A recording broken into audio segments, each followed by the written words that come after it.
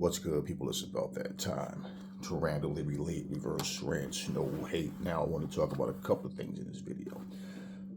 So somebody tagged me this morning. They were talking to me about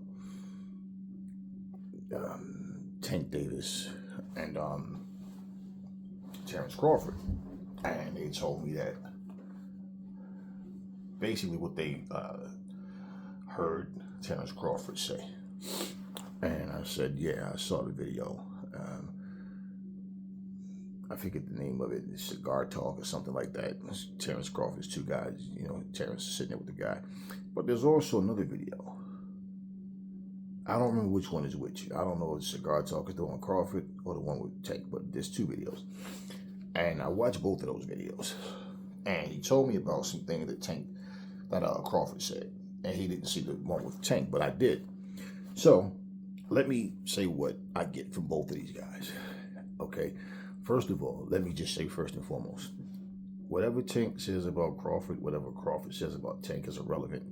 They're not in the same weight class. They're never going to fight. Okay. It's talk. It's clout chasing. It's trolling. It's getting attention to themselves. Okay. It does nothing. Your personal feelings for someone, who cares?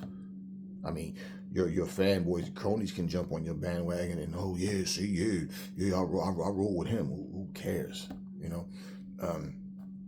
So let's just look into it. Okay.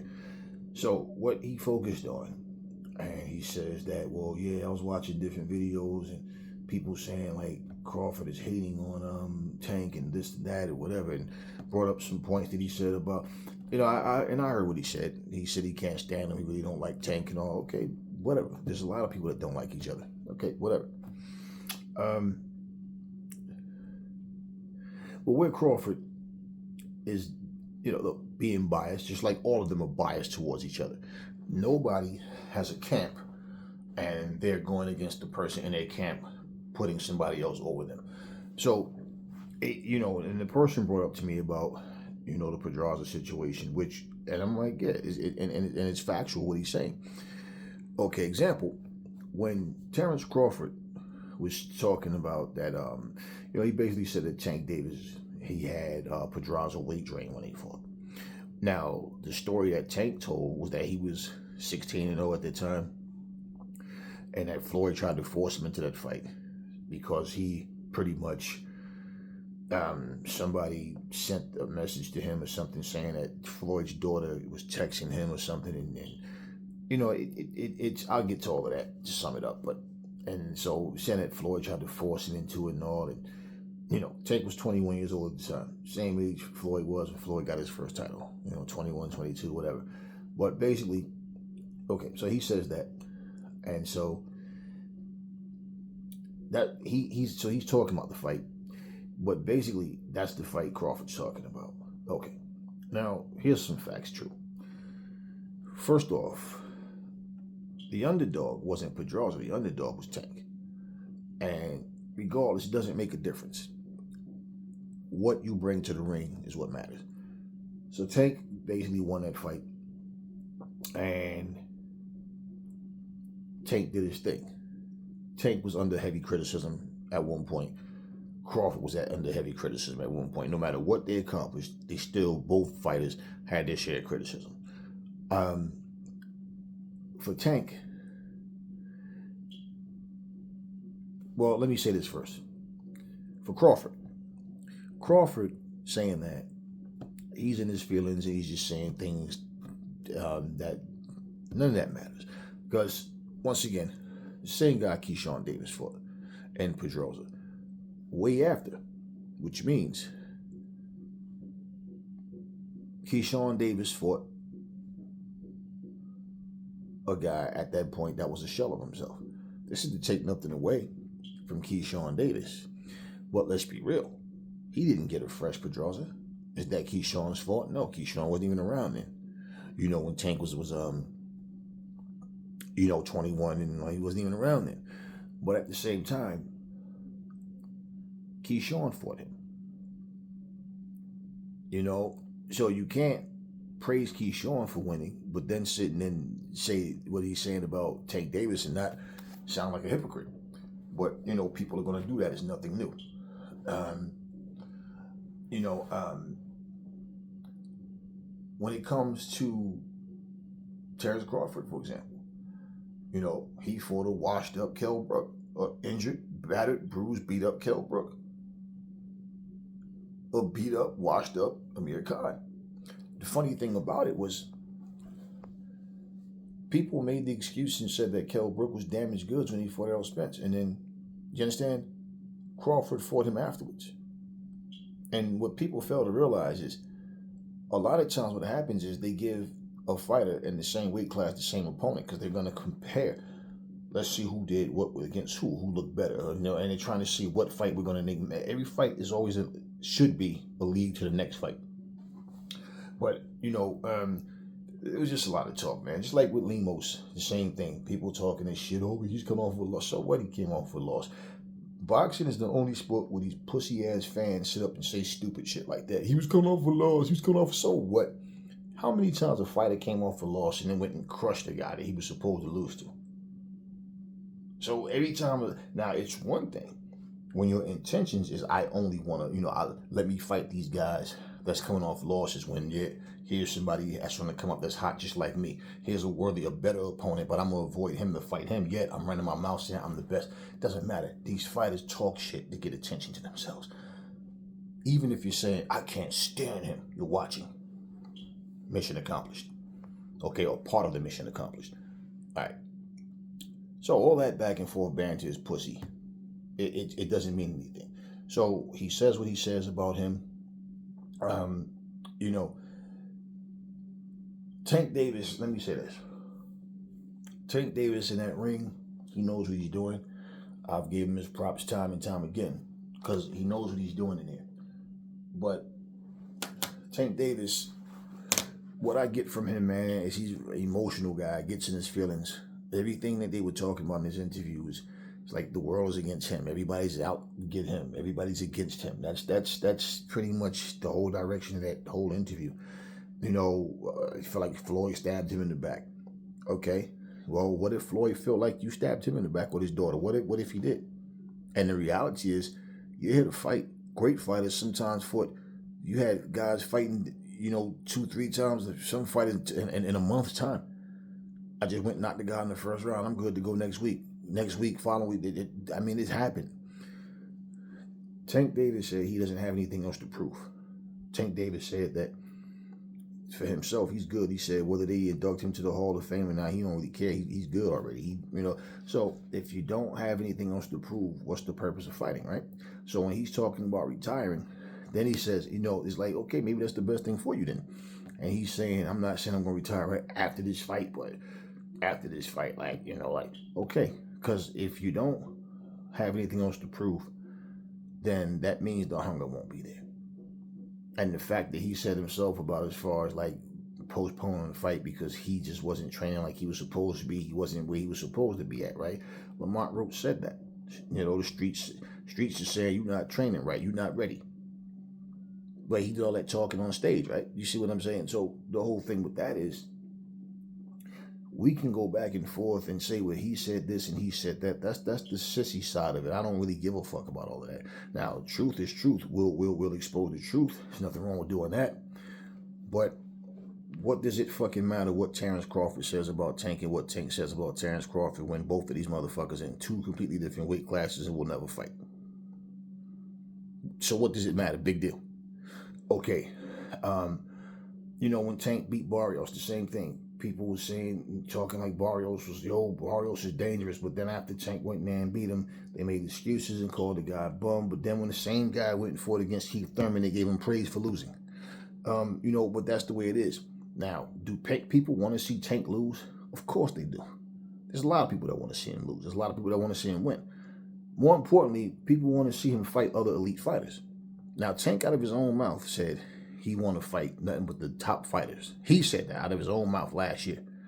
This same interview, the guy asked him, like, so who's on your hit list? And he said he don't really handle hit list. Like, I really like, I don't really call fighters out. Like, whoever my promoters come to me with, then I'll surely just take the fight. And okay, well then you beating Ryan Garcia, never fighting to your female. And listen to what he said too.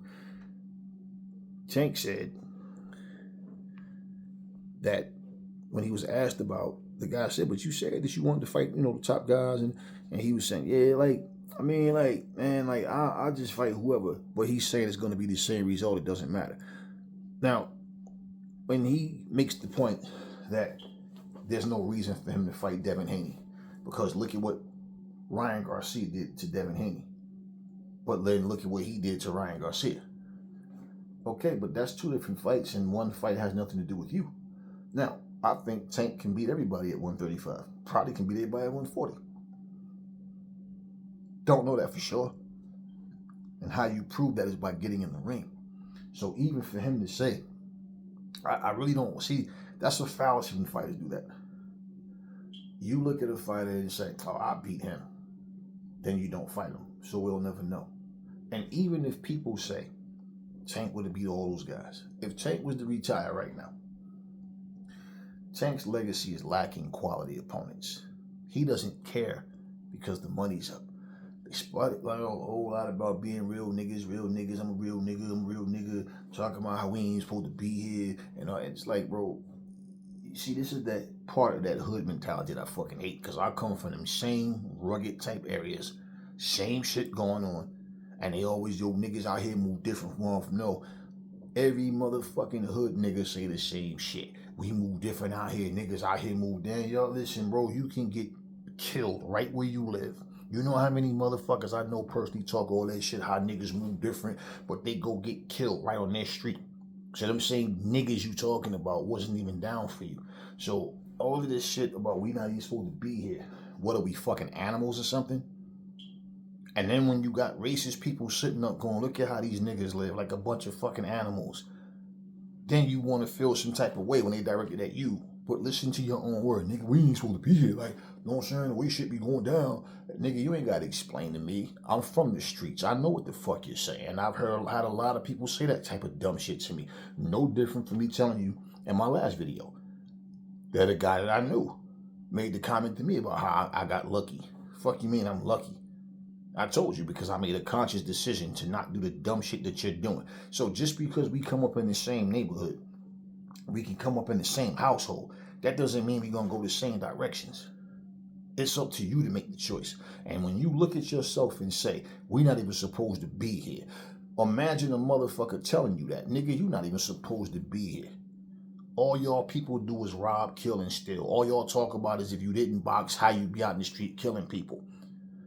When you go to jail, motherfucker, you're nothing but a number. You don't even have a fucking name anymore. Motherfucker, your name might be 405. You don't even have a name anymore. Nobody calls you by your name. They call you by a fucking number. And when you say shit about yourself, it's just like, for example, when white people or anybody think it's okay to be saying nigga because you got dummies calling themselves niggas in the conversation, in the music and everything, right? And then you like, nah, motherfucker, watch your mouth. Okay, well, you don't like them saying it, but then you say, we not saying nigger, we're saying nigga.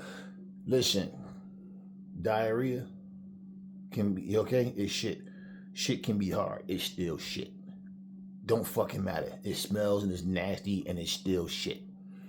So he's saying all of these things and I'm like, I'm watching the fucking interview. I'm listening to him talking all this shit about where you come from and how these niggas' fathers made them fight. I had to fight. Okay, so why are you so reluctant to get in the ring? Why are you blaming Floyd or anybody else? If that's the case, you should be on a tirade right now. And you out of your mouth said you wanted nothing but the top guys. Now, here's the funny thing. When he tried to shit on Devin Haney and talk about how Devin Haney didn't prove himself. No, bro, you full of shit with that one. You can't talk that shit about it. Who is it that you think can beat you? He's going to say none of them.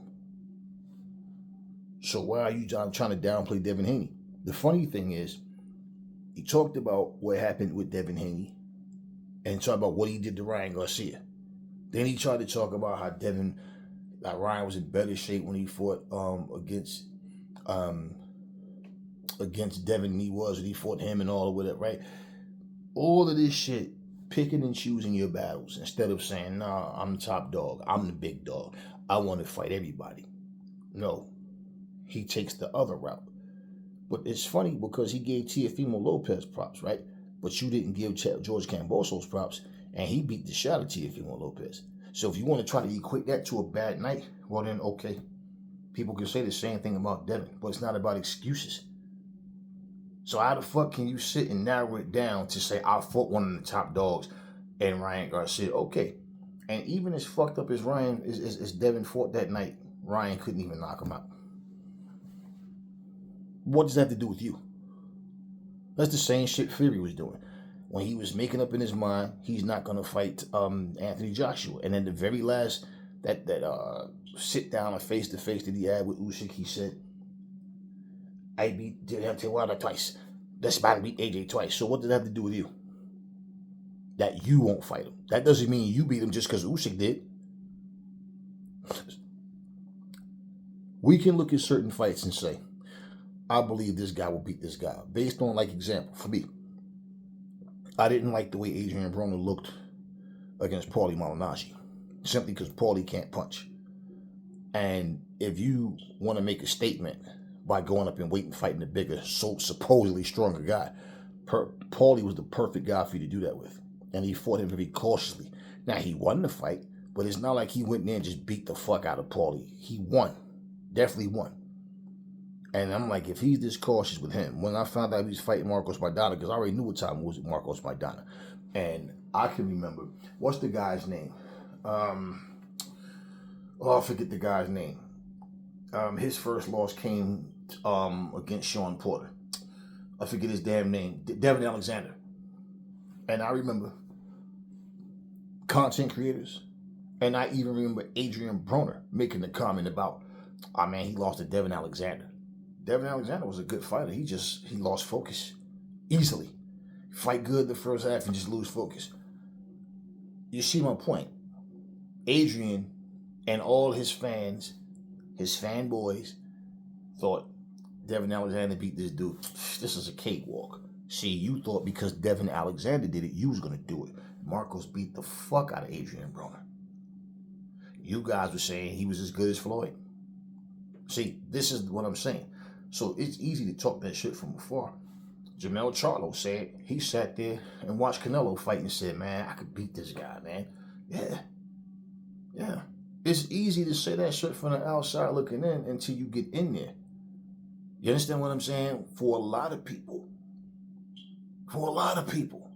And the fact of the matter is, he's fighting him at 168. Found out that power is different. Okay. So, all of this, who said what, I don't care about none of that goofy shit. They're always going to say things about each other. They're fighters. That's what they do. They trash talk. Now, for Tank, I respect his skills in the ring. I respect Crawford's skills in the ring. Tank talked about how Floyd would have a fight when he know that he had a fight. Right? But Tank don't talk about how he go post shit. He been doing this for a long time, then take the fucking post down. So there was some shit going on. So what I'm hearing from Tank is everybody did something to Tank. I never heard Tank say what he did to anybody. According to him, he don't do shit to nobody to make them feel any kind of way. So maybe Floyd got to the point where he felt like, okay, you acting like you don't need me, or okay, whatever. Okay, whatever. Who knows? You're a fighter, man. You got to get tougher skin than that. All that getting in your feelings, emotions, when people do this, and then they turn it back on you. Funny thing, the interviewer asked, he says to Tank about how, how does it feel like when people you think you're a friend, they want to fight you. This is the hurt business, man. Here's the funny thing. None of these guys skunked Tank Davis in terms of friendship. Tank said he was cool with these dudes. Now all of a sudden they're friends. Okay, wait. You see the way Alicia Baumgartner went about trying to pretend she wanted to fight with Clarissa Shields? That was some shady shit. It's funny how people didn't, want to acknowledge that. They want to dismiss that. And even Tony Harrison damn near said word for word what I said way after I said it when he was asked about that shit. But because somebody said they want to fight you, like Caleb Plant said, I respect that. He said, I'm not friends with nobody in my weight class. Here's the deal. Joseph Parker and Tyson Fury, they're not brothers. They're not cousins. They're not blood relatives at all. But you don't hear people making a big deal because they won't fight each other. No. But somehow, here's a little ass woman who knows she's not going to go up and wait to fight the woman she claims she wants to fight, then try to make her like it's her fault because she said she come to 147. Now she said, you don't want that fight. She knows she doesn't want that fight. Anybody with real sense know that she don't want that fight. And when her promoter spilled the beans about everything and flat out said what happened, nobody from Baumgartner's team responded to say shit. Now, you're going to let somebody openly lie on you like that? And in multiple videos? Come on, stop it. All right. So all these feelings. It's like, man, these guys, like I said, they got to get tougher skin, man. Everything is so personal. Listen, man. If a guy comes to you and say, hey, man, listen, I want that smoke, man. Let's go make this happen. Let's go make this mo. However, stop acting like you guys are hanging out, your friends, y'all. That's not even the case. Stable mates at certain time or training in the same gym. Mostly for these guys, they train like that type of thing. But these dudes don't even hang out. They're not friends. So even with all of that being said, wouldn't that make you want to bust that ass even more? And y'all in the same weight classes. Now, Shakur came in a little later.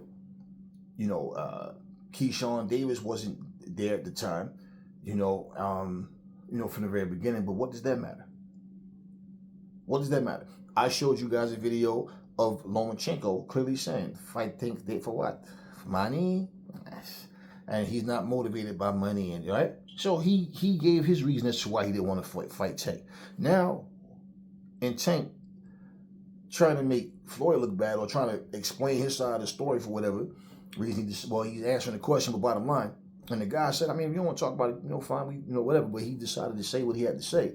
But it's like, instead of you doing all of that, why don't you look at who's there? Lomachenko didn't want you back then, and then Lomachenko recently walked away from you. That's a fight that didn't happen. And more likely never will happen. Yet Lomachenko still holding the belt, holds the IBF, right? So he's not talking about Undisputed. He has no interest in fighting Undisputed. He even said how many fighters is Undisputed, but like they're not even like big names, like big. Why does everything somebody else do interest you? Prove yourself. Tank is in a position where he's making big money without fighting every top guy.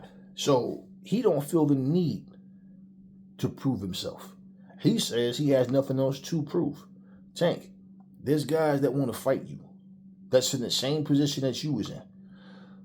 I've never seen you show the same hunger that Keyshawn Davis has. Keyshawn Davis got less fights than you had, and he's a champion. He wants that smoke as well. What, 15, 16 fights in there? Or you got yours in your 16th fight or your 17th fight or whatever. But bottom line, he wants that smoke, man. He wants the smoke. If that doesn't motivate you, the fact that right now, you, Shakur Stevenson, Lomachenko, and Davis is all in the same weight class right now. And and even this kid, what's his face? Anyway, up and coming guy, Abdullah Mason, he's coming up. He's on the come up. Look, another thing, Tank. Think about this. When you fought Yuriorkis Camboa, Ryan Garcia was the first one to tweet, if that would have been me in there, I'd have knocked you out. Blah, blah, blah. You a bum, blah, blah, blah, this and that. Y'all did all that, send the contract back and forth bullshit with the tweets, right? Well, look at what happened when you fought Ryan Garcia. Now, what if Ryan Garcia would have said, ain't no need to fight, Tank. Look at what Gamboa did to him. I would kill Gamboa. He wouldn't be, imagine if you wasn't on his radar. Imagine. And the funny thing is, you keep talking about these guys saying it's all the same, man, these guys can't beat me, there's nobody out there with my skill. Okay, you say these things. That's the whole problem, Tank. You say these things. But then you make every excuse as to why you're not going to fight these guys. And at some point, people start to walk away. And the way I see it, Tank, you saying all this shit, you may very well feel like walking away, but I feel like you might get that itch and come back and not be as good. And at your height, your size, it's going to be more difficult for you to get in the older you get, and you get these longer rangier fighters that's skillful. And you can talk all the shit you want, saying Keyshawn Davis ain't proved nothing and whatever. Well, you had to get your shot somewhere. Like you said, you appreciate the thing that Floyd did for you, right? Okay. In boxing, this is how you make your money. So when you sitting there bragging about how you good, y'all got money over there where you at, okay, this is exactly the point. And that's why you got that head swell like you do. I know what you do in the ring. I was telling people you was a beast when they was saying you was a bitch. And I'm like, nah, y'all tripping. Tank can fight. Well, at the end of the day, if you don't want to give back, and that's part of how you give back in boxing, not wait until you old and gray and can't do it no more and then fighting just so somebody can beat that ass. No. Fight the fights that the fans want to see because they're the ones paying money to watch you fight. But when you say you have nothing else to prove, then why stick around in the sport? To do what? Now, Terrence Crawford, on the other hand, he said what he said, and whatever their little personal beef is, I really don't care, man. I'm not sitting here. My conversation isn't to rip these guys. It's just to make, look, plain and simple, you guys are both talking big shit. And like I said, Terrence Crawford went in there and fought against a washed-up Kell Brook and a washed-up Amir Khan. So, I mean, you didn't have to fight those guys. Now, let's say if it's, I couldn't get the fights I wanted. You had to stay busy, right? Okay, who gives a fuck? You understand what I'm saying? That's how people's attitude is. They're going to look, he fought this old washed-up motherfucker. And once again, whenever a person see you fight a certain guy and don't look your best, everybody want to start saying that the guy's washed up, he's overrated, whatever. Listen, just like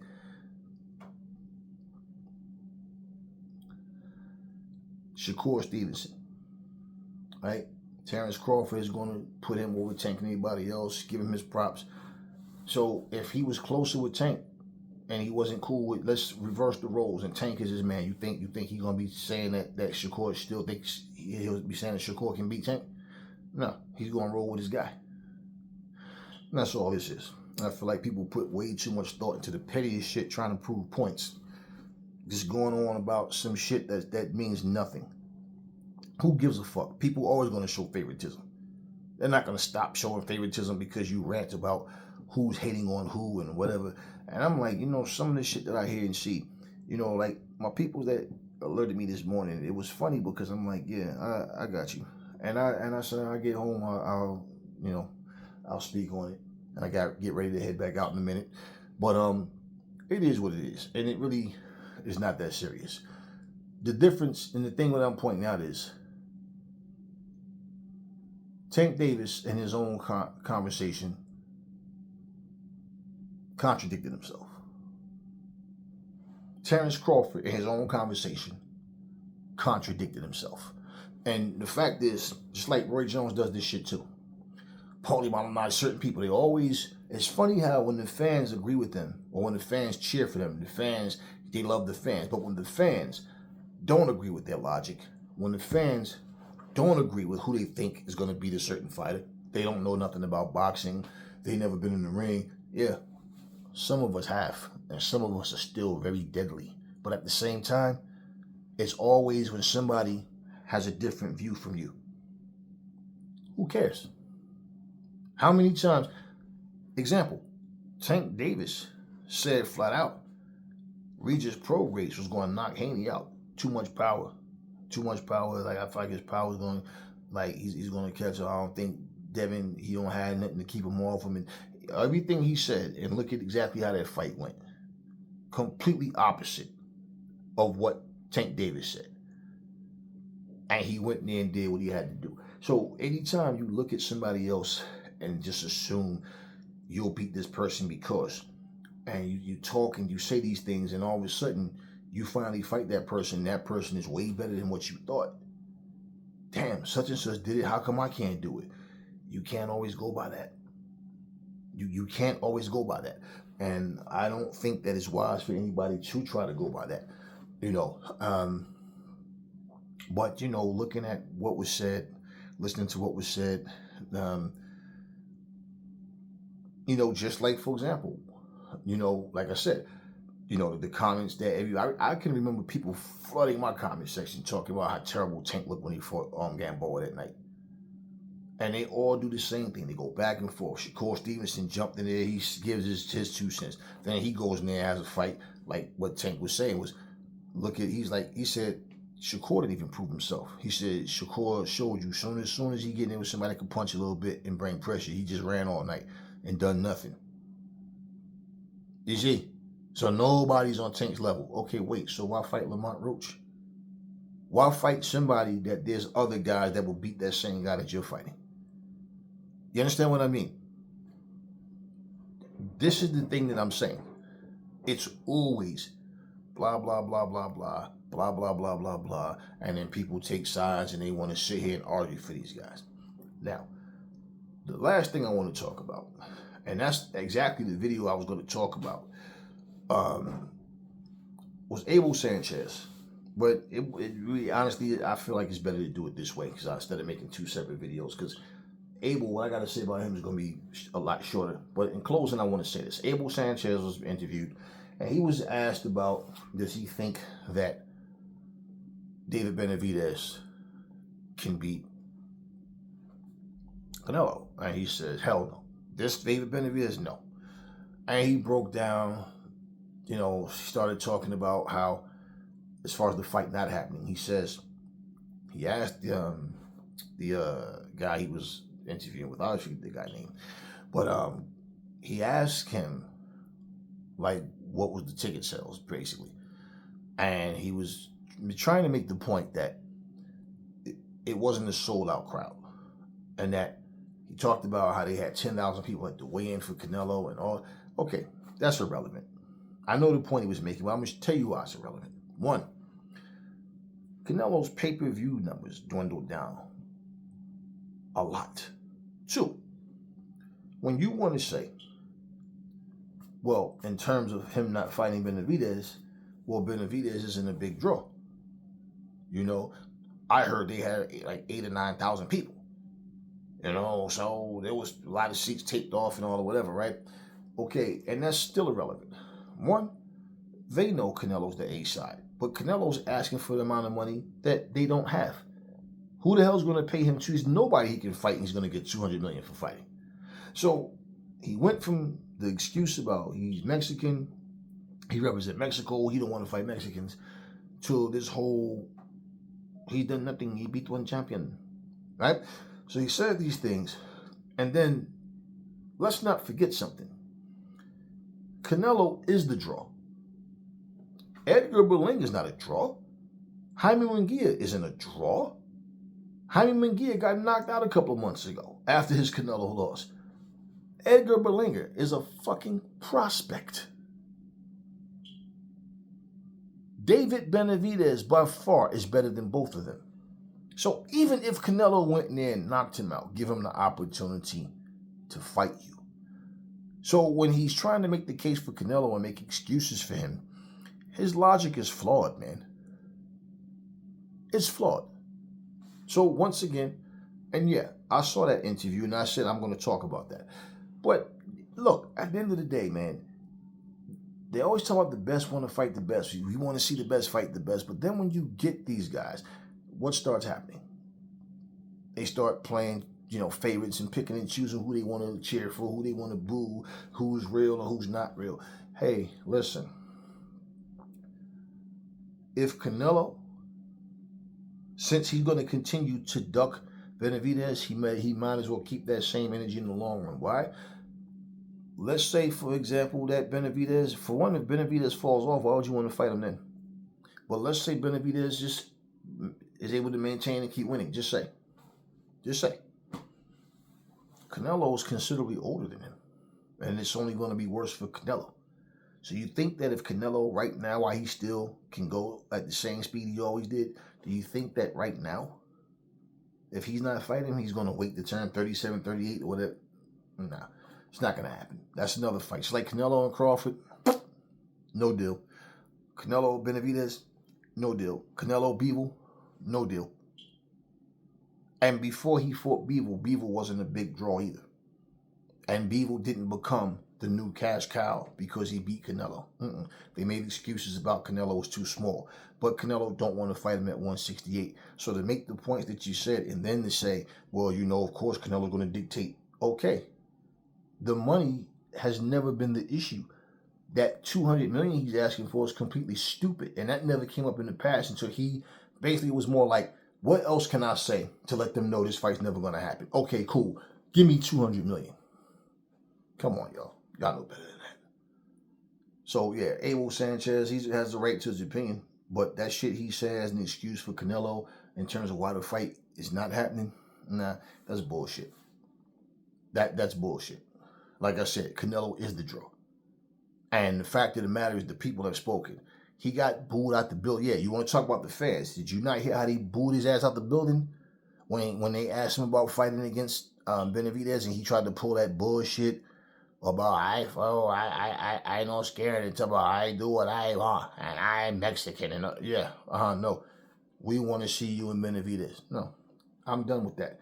Just like I can care less about Canelo versus Crawford, I can care less about Canelo versus Benavides, all these fights that were supposed to happen that never happened, you know, Fury versus AJ and all that. It's like, listen, guys got to want to fight each other. It is what it is. But personal beef and the war of words, let the fighters deal with that, man. I don't care what who says about who. In this sense right here, whatever's personal, whatever's just for the cameras, is not going to make a fight happen. And at the same time, like I said, these guys are not even in the same weight class. Talk to me in the comment section, y'all. Never fall in love with lies.